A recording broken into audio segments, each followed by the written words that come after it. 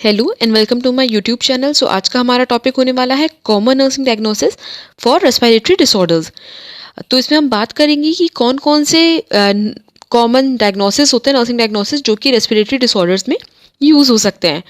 तो सबसे हम पहले बात करेंगे, बिकॉज ये रेस्पिरेटरी डिसऑर्डर है तो इसमें हम पहले एयरवे और ब्रीदिंग के बारे में बात करेंगे, उसके बाद किसी और में।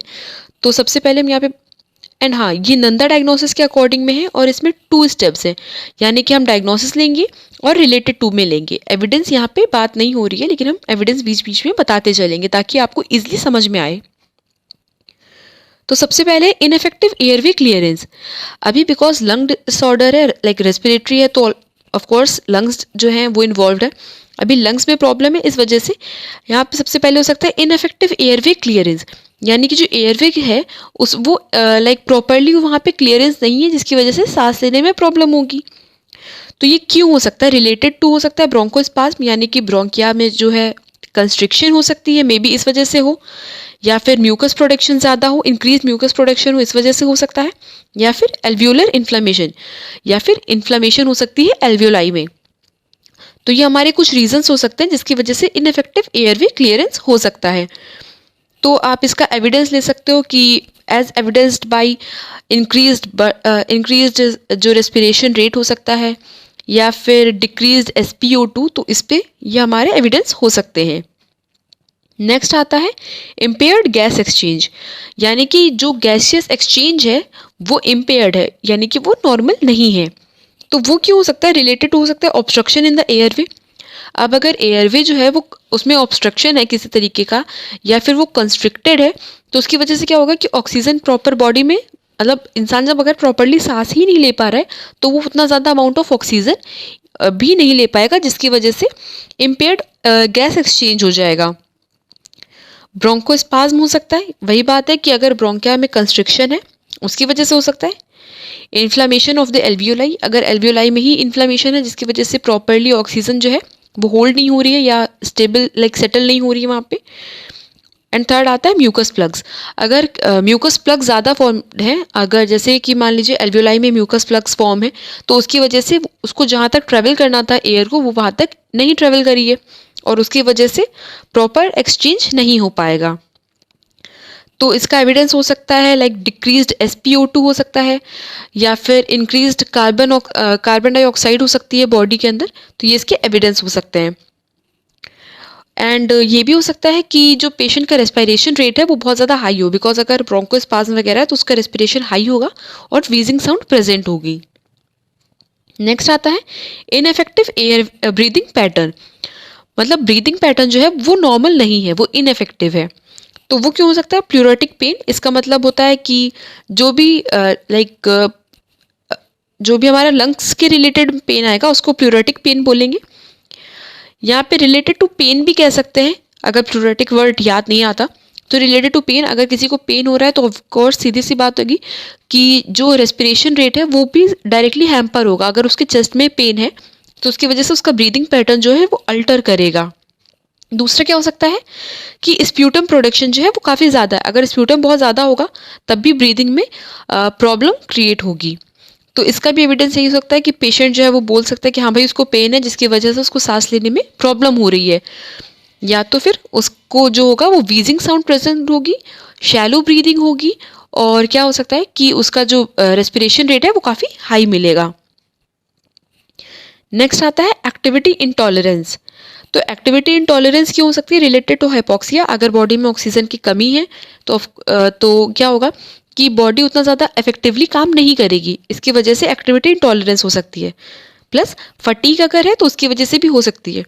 तो एविडेंस होगा कि जो पेशेंट अपना डे टू डे एक्टिविटीज़ है वो प्रॉपरली नहीं कर पा रहा होगा, तो ये उसका एविडेंस हो सकता है। नेक्स्ट आता है एक्यूट पेन। यहाँ पे एक्यूट या क्रॉनिक दोनों पेन हो सकते हैं। उस पे आएगा कि डिजीज कंडीशन किस अकॉर्डिंग है, लाइक एक्यूट कंडीशन है या क्रॉनिक कंडीशन है तो उससे अकॉर्डिंगली पेन होगा। तो ये क्यों हो सकता है? बिकॉज ऑफ इन्फ्लेमेटरी प्रोसेस, अगर लंग्स में किसी तरीके का इन्फ्लेमेशन है या एल्वोलर इन्फ्लेमेशन है उस टाइप में, या फिर क्रॉनिक कफिंग है, अगर बहुत समय से कफिंग आ रही है तो उसकी वजह से भी प्लूरेटिक पेन जो है वो डेवलप होने के चांसेस होते हैं। तो ये होगा हमारे पास्ट नर्सिंग डायग्नोसिस। अब इसके बाद हम बात करेंगे imbalance nutrition less than body required. Imbalance nutrition क्यों होगा?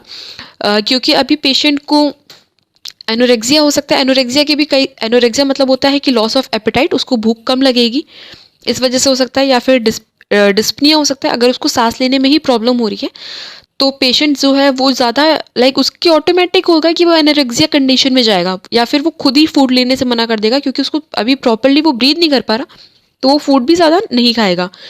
या फिर पेन की वजह से भी हो सकता है, या फिर डिक्रीज एनर्जी लेवल, अगर उसकी बॉडी में एनर्जी ही नहीं है कि वो प्रॉपरली फूड इनटेक कर सके तो उसकी वजह से भी इम्बैलेंस न्यूट्रिशन के चांसेस हो सकते हैं। अभी उसका एविडेंस क्या होगा कि जो पेशेंट का वेट होगा वो डिक्रीज हो सकता है, वो सडन वेट लॉस होगा पेशेंट में। डिस्टर्ब स्लीपिंग पैटर्न, पेशेंट का स्लीपिंग पैटर्न भी डिस्टर्ब हो जाएगा, उसको नींद कम आएगी। अभी उसका रीज़न क्या हो सकता है? डिस्पनिया और पेन। ये जो दो मेन रीजंस हैं कि सांस लेने में अगर किसी को भी प्रॉब्लम हो रही होगी तो उसकी वजह से उसका स्लीपिंग पैटर्न ऑब्वियसली ऑल्टर कर जाएगा, और पेन की वजह से भी ये होगा।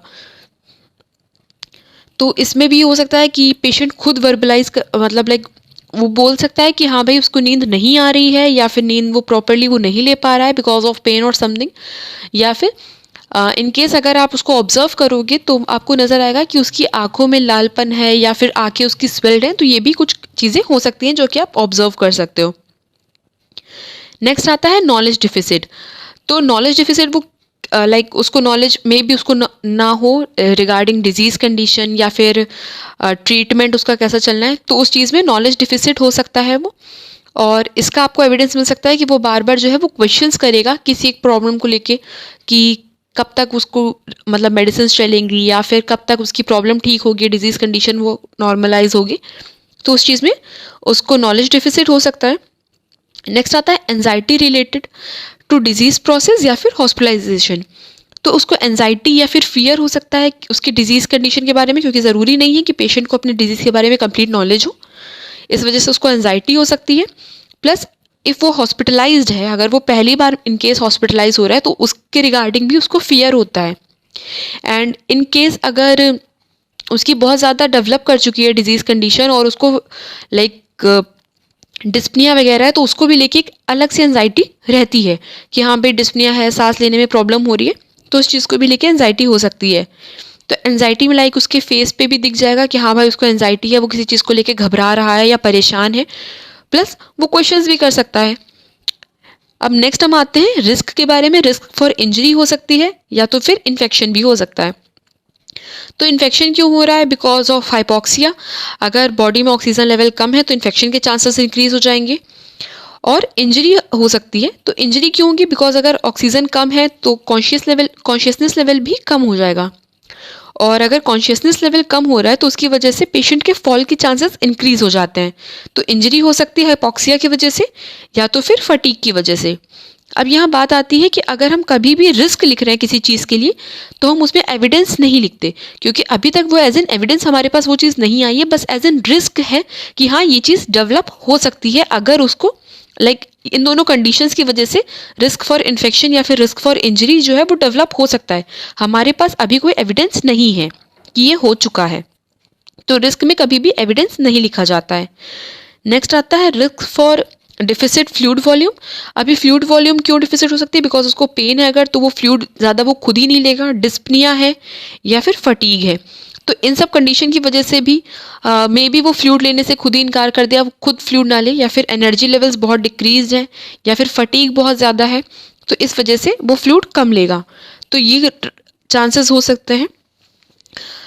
तो ये थे हमारे कुछ कॉमन नर्सिंग डायग्नोसिस जो कि रेस्पिरेटरी डिसऑर्डर के अंडर में हम ले सकते हैं।